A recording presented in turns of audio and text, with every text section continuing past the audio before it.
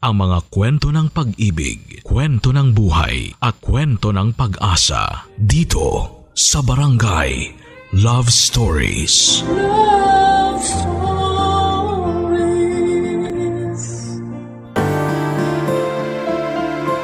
Mahirap magmahal ng todo. Kadalasan makakalimutan mo na ang sarili mo. Ikaw, kabarangay, nasubukan mo na bang ibigay ang lahat ng meron sa'yo? Dear Papa Dudut, ako nga pala si B-Boy, 45 years old, isang bulag na masahista. Ito na ang trabahong nakagisnan ko na alam kong kaya kong gawin base sa kondisyon ko.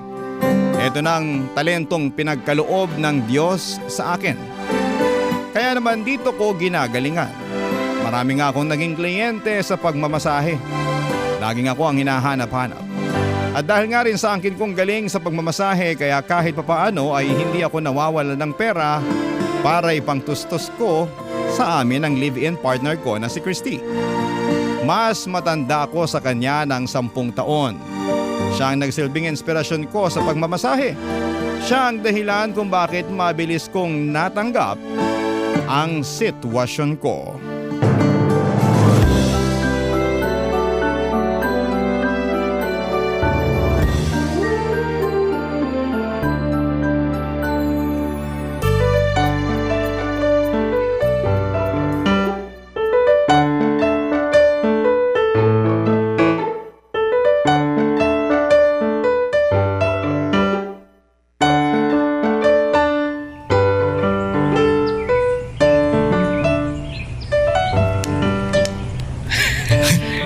Ngiti mo paring B-Boy ah. Parang kinikiliti yung hita. Excited lang na makasama si Christy, Teddy. Alam mo namang lagi ako nasasabik sa girlfriend kong yun. Ayan, pansin ko nga eh. Kahit sa mga kliyente mo sa masahe, panay ang bida mo tungkol kay Christy. Masyado na bang halata? Hindi pare, mahal ko lang talaga siya. Maiintindihan mo rin balang araw kapag nagkaroon ka ng girlfriend mo. Ah, pas ako dyan. Trauma talaga yung mga babae. Kung di toxic, manloloko. Uy pare, hindi naman lahat. Ibahin mo ang Christy ko. Loyal na, halos wala pang toyo sa katawan. Eh di ikaw na. Kaya para kang teenager kung kiligin dyan eh. Ganun talaga pare kapag nagmamahal. Hayaan mo na ako. Eh di, anong plano nyo ngayong anniversary nyo? Obvious ba?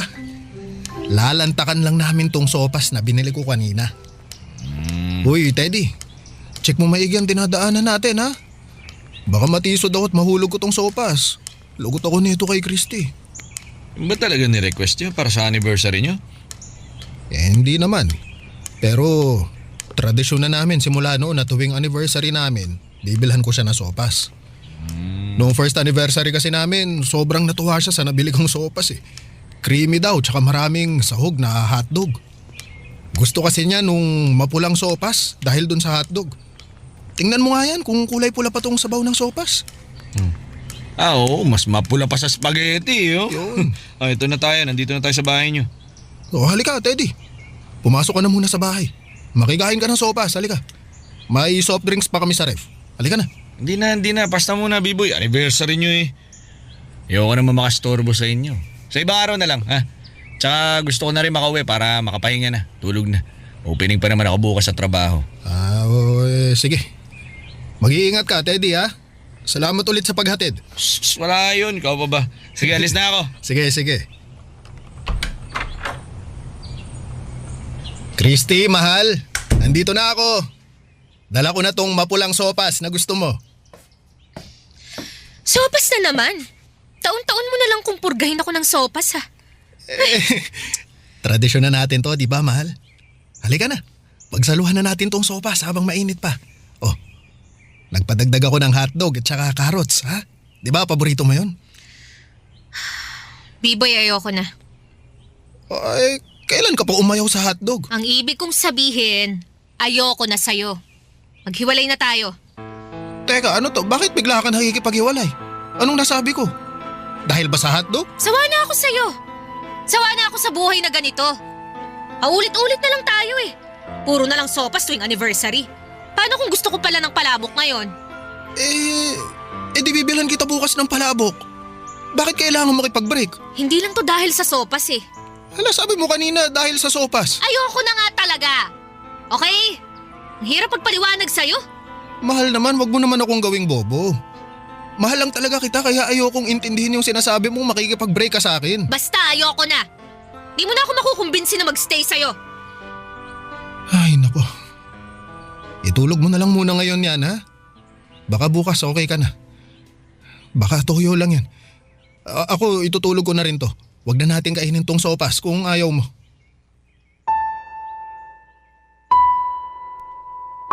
Dati naman ay kontento at masaya na si Christy sa mapulang sopas.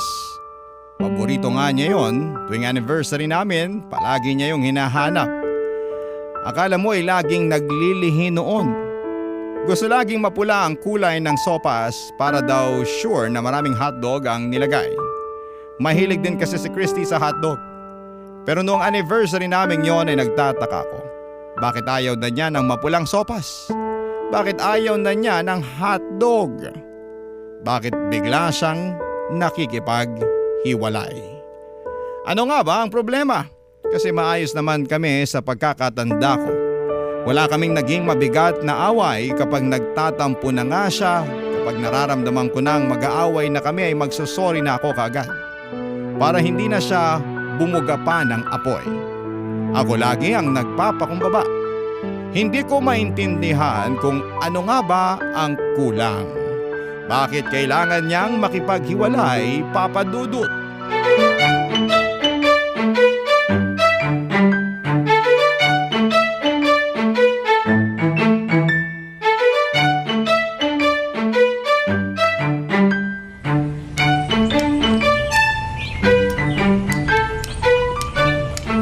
Napagod ako sa paghanap natin ng spaghetti, B-boy.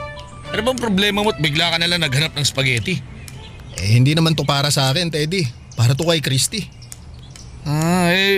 Bakit? Ayaw niya na ba ng sopas? Ayaw na niya. Naiintindihan ko naman. Nakakasawa naman kung puro sopas ang ipapakain ko sa kanya.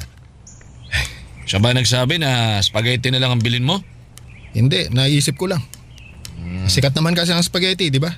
Kahit sino gusto to. Ayoko kaya ng spaghetti. Ayoko ng mga pagkain na kulay pula, masakit sa mata. Wala naman akong pakialam sa'yo. Grabe aray ha. Matapos kitang ihatid-hatid kada uwian, ganyan sasabihin mo sa akin? Teddy, pasensya na. Medyo masama lang ang timpla ko ngayon. Bakit? May problema ba kayo ni Christy? Wala naman. Wala. Pagod ko lang siguro to kasi ang daming nagpamasahe kanina. Demad ka talaga sa spa natin eh. Kaya hindi ka mapakawalan ng boss natin eh. Ibahagod mo eh. Kaya siguro patay na patay din sa'yo si Christy, ano? Oo naman. Alam mo, bukod sa sopas, nadaan ko rin si Christy sa hagod ko. Yeah! Kumusta nga pala pare? Malapit na ba tayo sa bahay? Ito na. Sakto, kararating lang natin. Sige. Umuwi ka na pare ha, para makatulog ka na. Salamat sa paghatid ha. Teka, hindi mo man lang ako alokin ng soft drinks? Pang closing naman ako bukas eh. Pwede ako makipagpuyatan sa inyo ni Christy ngayong gabi. Naku kami naman tong maagang matutulog ngayon. Closing ka rin bukas ah. Pwede ka magpuyat oy. Ano kasi, maaga kasi kaming aalis ni Christy bukas. Sa susunod na gabi na lang kita imbitahan sa bahay ha? Ano? Siya. Pasok na ako. Mag-iingat ka ha? Sige. Christy, mahal ko. Nandito na ako. Bumili ako ng spaghetti para sa take 2 ng anniversary natin. Mabuti naman at nakauwi ka na. Aalis na ako. Saan ka pupunta? Dinig mo naman ang gulong ng mga maleta ko, no? Malamang, lalayas na ako. Parang hindi naman natin to napag-usapan kagabi. Christy, akala ko ba mapag-uusapan pa natin to ngayon? Akala ko mapipigilan pa kita. Bumili na ako ng spaghetti pamalit sa sopas kagabi Kahit carbonara pa yan na binudbura ng maraming bacon, aalis pa rin ako. Desidido na ako, B-boy. Huwag mo na akong pilitin na manatili sa'yo. Kasi hindi na kita mahal. Christy, sandali lang.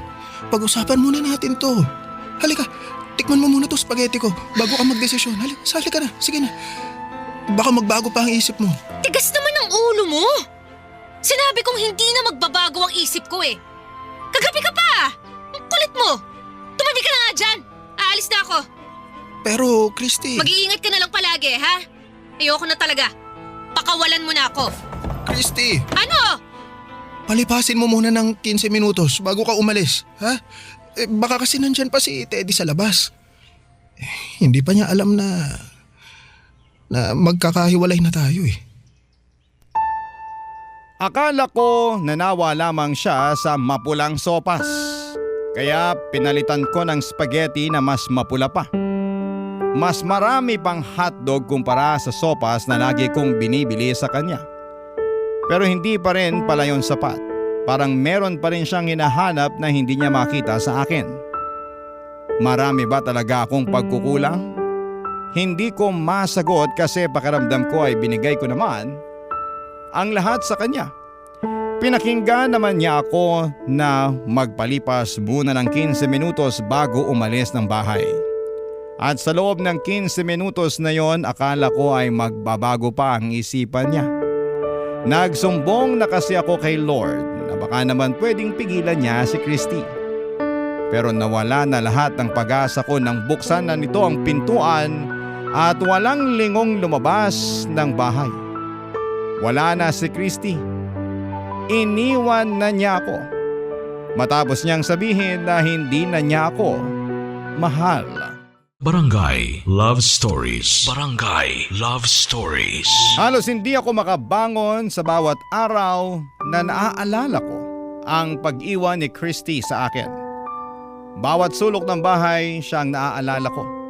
Ang hirap nang matulog sa kama ko dahil nasanay akong siya lamang ang katabi ko. Ngayon kahit unan niya ay wala na rin. Wala na akong pwedeng mayakap sa pag-iisa ko. Naapektuhan na rin ang trabaho ko, Papa Dudut, dahil hindi nga ako makapag-focus sa pagmamasahe ko dala ng pagiging broken-hearted ko. First time kong maramdaman yon at yung parabang gumuho ang mundo ko dahil wala na ang inspirasyon ko. Ang dating pagmamahal ko sa pagmamasahe biglang nawala na parang abo.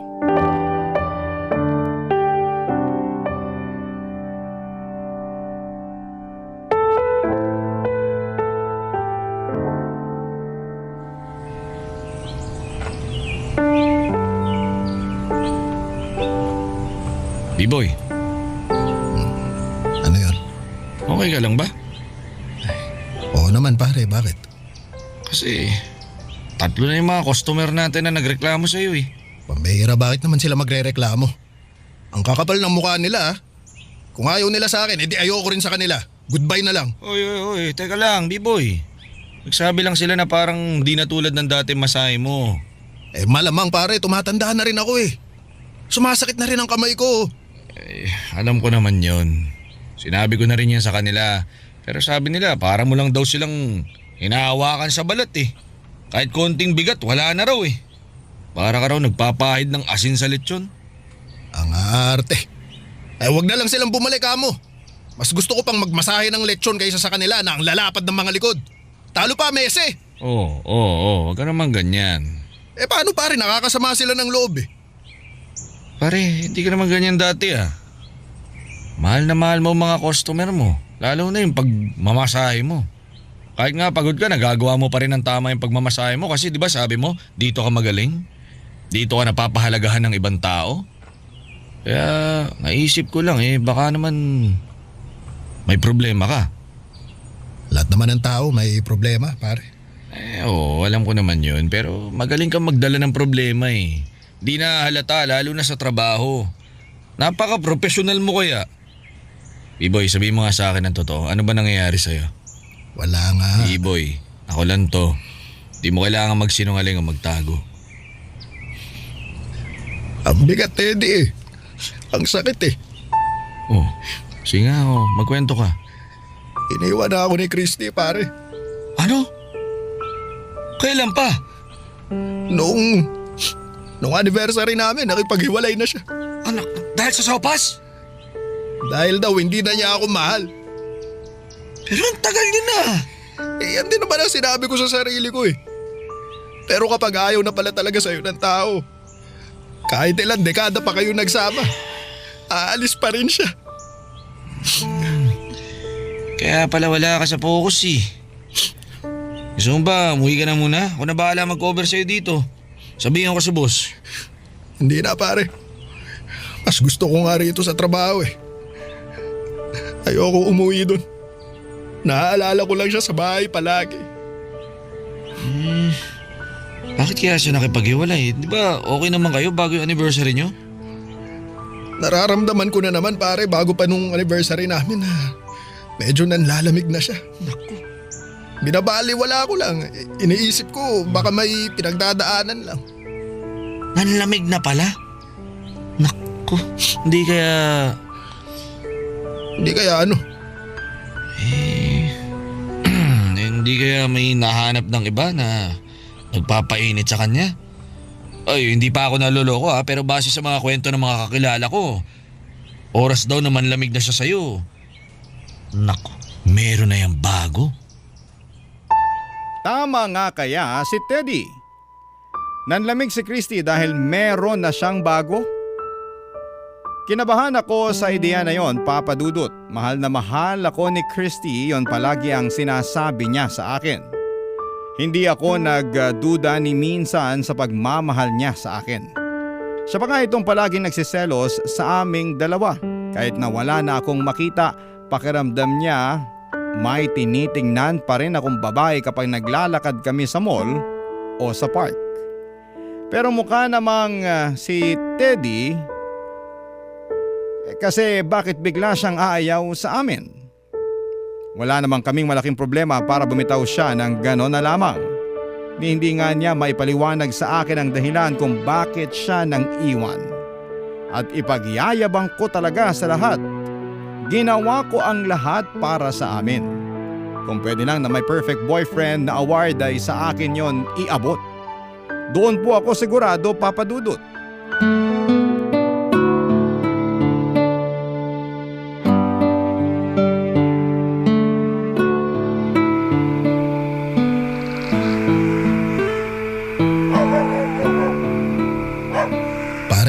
Sigurado ka bang dito na nakatira si Christy?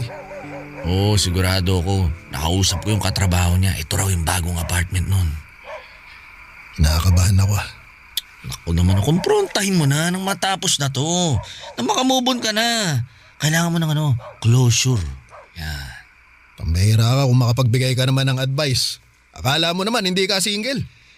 Akala mo na-try mo nang magmahal at saka masaktan. Napapaligiran ako ng mga taong madalas broken.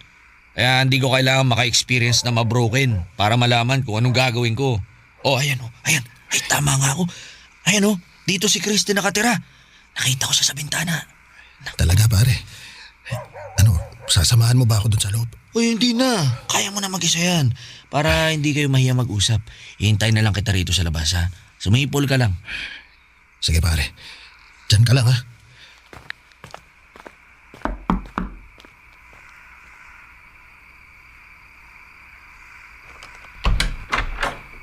B-boy! Anong ginagawa mo rito? Sinong kasama mo? Paano mo nalamang nakatira ako rito? Christy, pwede bang pumasok dito sa bagong bahay mo? Bakit? Gabing-gabi na. Umuwi ka na nga. Sino bang kasama mo? Si Teddy ba? Hindi Christy, kailangan lang kitang makausap eh. May gusto lang akong linawin tungkol sa atin. Hindi pa ba malinaw sa'yo na tapos na tayo? Ang bihira ka naman, B-boy. Ang kulit mo rin no? Patahimikin mo naman ako, please. Pero Christy, paano naman ako? Gusto ko ring matahimik para makamove on na ako sa'yo. Kapag nag-usap ba tayo, hindi mo na ako guguluhin. Hindi na. Hindi na Christy, kakalimutan na kita. Sige, pumasok ka. Salamat Christy. Gusto mo ng tubig? Gusto ko ng closure. P-boy, kung ako lang wag mo nang hingin ng closure na yan. Ang tanda na nating pareho para dyan Christy, kahit respeto na lang para sa naging pagsasama natin. Totoo naman kasi ang sinabi ko sa'yo, na hindi na kita mahal.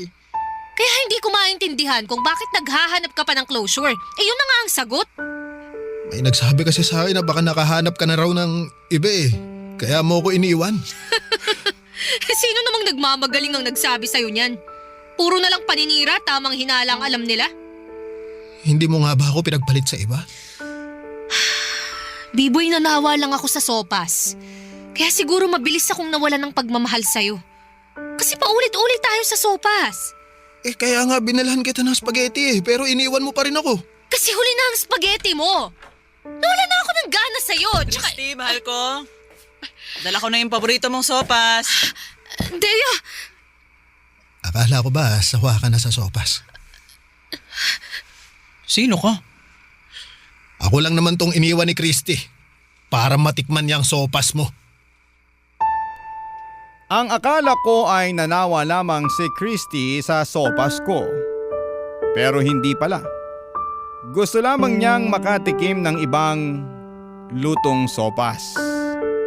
Halos manghina ang tuhod ko noon nang makumpirma ko ang katotohanan. Kaya naman pala kahit spaghetti na ang alay ko ay tinanggihan niya kasi meron ng ibang nag-aabot sa kanya.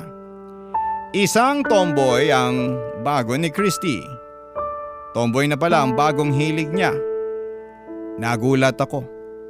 Gusto kong gulpihin noon ang bagong jowa ni Christy kaso naisip ko na babae pa rin yon at hindi yon gawain ng totoong lalaki. Lalo na nung tinulak na ako palabas ni Christy bago ko pa man makausap ng masinsinan ang tomboy na ipinagpalit niya sa akin. Mabilis lamang ako nakalabas ng bahay nila. Wala na kasi akong lakas para ipagpilitan ang sarili kong manatili pa sa loob. Para magkaalaman na sa totoo. Bakit kailangan ganon ang mangyari sa akin? Hindi pa ba sapat ang kondisyon ko para hindi na ako bigyan pa ng ganong klase ng mga pagsubok, Papa Dudut? Barangay Love Stories. Barangay Love Stories. Napakasakit malaman na ang taong pinag-alayan mo ng lahat ng meron sa iyo ay biglang dadapo sa ibang tao. Para akong dinadagana ng 10 elepante nang marinig ko ang boses ng tomboy na ipinagpalit sa akin ni Christy. Alam kong may kutob na ako noon na baka nga meron na siyang iba. Pero iba pa rin pala ang sakit kapag nakaharap at nakumpirma mo na. Walang oras na hindi ako umiiyak. Natuto na rin po akong uminom ng alak para lamang makabawas ng sakit. Alak naman kasi ang takbuhan ng mga lalaki kapag broken sila, hindi ba?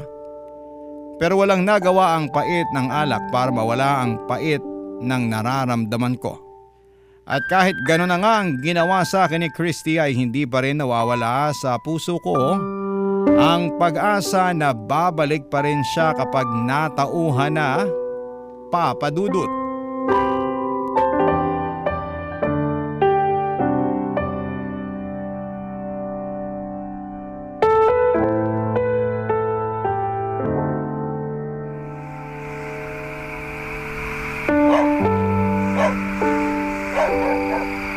Ano? Gusto mo, rest baka natin yung tomboy na Deo na yon? Di makakapalag yun pag ina-uppercut ko yun. Pare, hindi natin kailangang maging violente. Babae pa rin yun. Alam mo pare, napakabait mo naman. Parang ako pa tong galit sa atin ah. Kala mo naman ako tong niloko. Siyempre galit din ako pero sinusubukan kong kalmahin ang sarili ko. Pero B-boy, baka naman di na rin tama na bumalik-balik ka pa rito. Kasi kahit kalmado ka ngayon, kapag nakaharap mo ulit yung tomboy na yun, baka ikaw mismo mga uppercut dun. Hindi pare, gusto ko lang ulit makausap si Christy. Kailangan ko talaga ng closure. Yan na naman ha, closure ka ha. Di naman yata closure yung hinahanap mo eh. Gusto mo lang makipagbalikan eh. Paano kung oo? Masama bang subukan? Malay mo, baka matauhan na siya kapag nakita niya kung gaano ako kapursigido na bawiin siya dun sa tomboy na yun. B-boy, nasabi naman na sa'yo ni Christy una pa lang, hindi ka na niya mahal. Tsaka nagsasama na sila ni Deo. Di pa ba sapat na closure yun para tantanan mo na sila? Hindi, Teddy. Ay, nabuang na. Suportahan mo naman ako, pare. Para naman tayong hindi magkaibigan ito. Kaibigan kita. Kaya ako na tong nagsasabi sa'yo, itigil mo na yung ilusyon mo. Tanggapin mo na lang na hindi ka na niya mahal. Masaya na siya doon sa tomboy na yun. Hindi. Hindi, pare. Hindi ko susukuan si Christy. Naku. Marami na kaming pinagdaanan noon. Ngayon pa ba ako aatras? Tigas ng ulo mo, bahala ka nga. Sumipol ka na lang ulit pag alis na tayo o kapag na-uppercut mo na yung tomboy. Christy! Tomboy!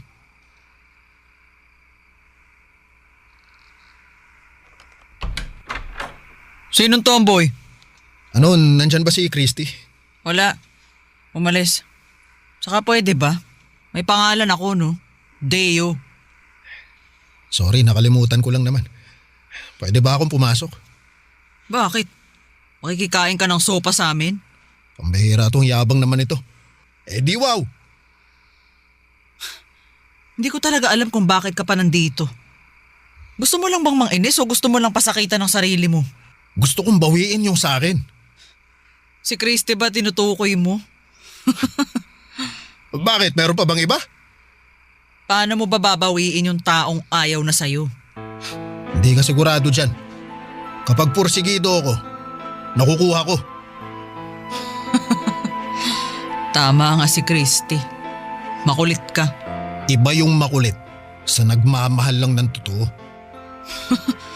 At corny din, ha? Tama na naman si Christy. Ewan ko sa'yo, ang dami mong satsat.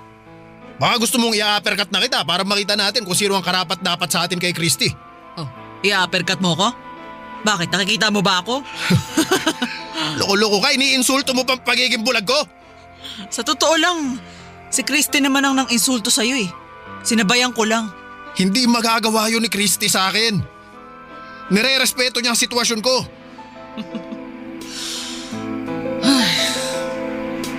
Alam mo ba ang dahilan kung bakit kanya iniwan? Kasi, bulag ka. Dati ka pa raw niya gustong iwan kaso naaawa siya sa kalagayan mo. Kaya nga di ba ayaw niyang nakikipag-date sa'yo sa labas? Kasi kinakahiya niya na ang boyfriend niya bulag. Hindi. Hindi totoo yan. Kung gusto mo, hintayin mo siyang makauwi para magkaalaman na. Para may closure ka na rin. Pati tuloy ako naaawa sa'yo eh. Akala ko ang pinakamasakit na nangyari sa akin ay ang pag-iwan ni Christy. Pero hindi pala. Mas masakit pa rin pala ang pangungutya niya sa kalagayan ko. Sa pagiging bulag ko. Napakasakit na malamang kinakahiya niya ako. Ang akala ko kasi tanggap niya yon, yun naman ang sabi niya kasi dati. Bakit kaya hindi ko man lang naramdaman na hindi pala niya totoong tanggap ang kondisyon ko?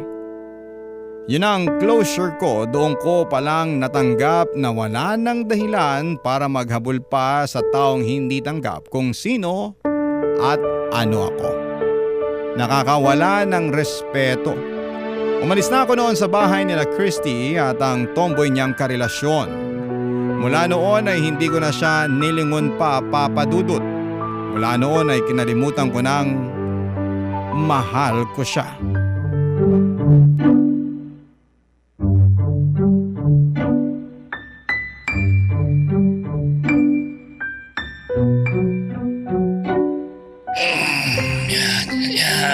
Sarap pare.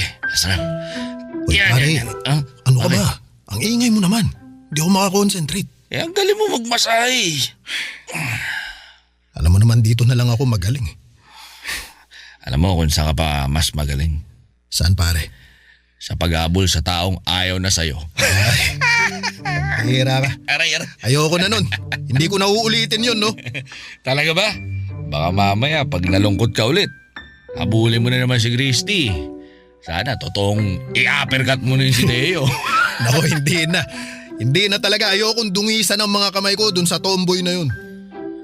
Ay, nako. Hindi ka pa nakakamubo na nandun pa rin yung yung pait eh. Eh, Siyempre pare, mahal ko pa rin naman si Oh Christy. boy, ayan na. Mukhang may masahista na nagiging marupok for today's video, guys. Oh. Pero hindi naman porket mahal mo pa. Babalikan mo na, di ba?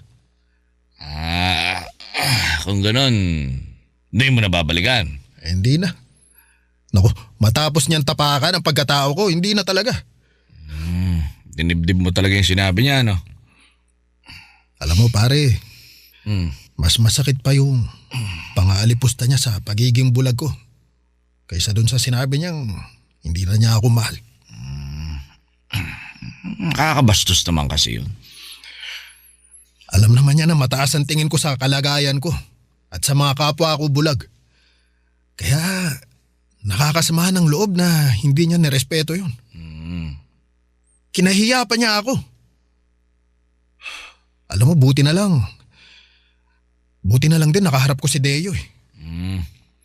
Yung hinahanap mong closure kay Christy, si Deo pa nagbigay, hanip din no? Oo pare, mabuti na nga lang talaga. Kasi hindi naman aaminin sa akin ni Christy yun eh. Alam ko kung paano siya maglihim. Matagal na siyang walang nararamdaman para sa akin, di ba? Pero naitago niya yun. Paano pa kaya yung pandadaot niya dito sa sitwasyon ko? Kaya mo na, baka sinakto rin ni Lord na wala si Christy nung nakausap mo si Deo para malaman mo na kung anong totoo. Oo nga, mabuti pa rin talaga ang Diyos. Totoo rin. At mas lalo pang mararamdaman ang kabutihan niya pag dinala niya na yung kapalit ni Christy. Oy, malapit na yun. Malay mo bukas. Malay mo, may magpamasahe sa'yo, boss. Tapos, boom! Instant jowa na. Yan! Aray! Masaya nga yun pare, pero hindi mo na siguro. Na-trauma pa rin ako kay Christy. Gusto ko munang bawiin yung respeto ko sa sarili ko. Yan, tama yan. Sama mo muna ako sa pagiging single. Huwag kang mag-alala. Libre training mo sa akin. Okay lang ba sa'yo na ako lagi kasama mo? Baka maumay ka sa mukha ko, ha? Hindi naman kita nakikita eh. Paano ako mauumay sa'yo pare? Aba. Nakakapag-joke na ulit sa kalagayan niya, ha? Mukhang malapit-lapit ka na makamove on, ha? Ewan. Hindi ko alam ang nararamdaman ko sa totoo lang. Minsan, okay naman ako. Pero minsan, madudurog pa rin talaga ulit. Ganyan daw talaga pag nagmo-move on. Hindi diretso, madadapa sa gitna, pero dapat babangon pa rin at hindi nalilingon pa ulit. Ito gusto ko sa pare ko eh. May words of wisdom talaga eh. Siyempre. Akala mo ang daming experience sa pag-ibig eh. Kailan kaya ako makakalagpas dito sa pinagdadaanan ko kay Christy, no? Alam ko kung kailan. Kailan pare? Kapag kaya mo nang kumain ng sopas ulit. Oo nga. Yung sopas na mapula ang sabaw dahil sa hotdog. Yun!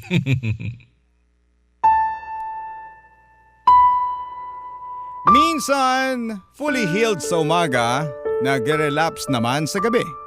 Hindi dire-diretso ang paglimot at pag-move on na nararamdaman ko para kay Christy. Pero alam kong kahit papaano ay nakakausad na ako papadudot. Kasi alam ko sa sarili ko na kahit meron pa akong malaking pagmamahal sa kanya ay hindi ko na siya babalikan pa. Wala na po akong plano. Kahit siguro ibalik pa ang paningin ko ay hindi ko na maiisip pang bumalik sa taong hindi nakita ang halaga ko. Sa ngayon, papadudot, laban lang. Mahirap pero kakayanin. Wala rin akong balak pang makipagrelasyon kahit nga may mga nirereto na sa akin si Teddy at iba pang mga kawork ko. Parang hindi pa ako handang magmahal ulit. Kasi siguro ay naubos din ako sa sobrang pagmamahal ko na ibinigay kay Christy. Kaya sa ngayon ay mag-iipon muna muli ako ng pagmamahal. Hindi naman para sa iba kundi para sa sarili ko muna. Ang inyong kapuso at kabarangay forever, B-Boy. Uy, kabarangay! Agree ka ba sa ending ng ating barangay love stories na ito? I-share mo na ang feelings mo sa ating comment section.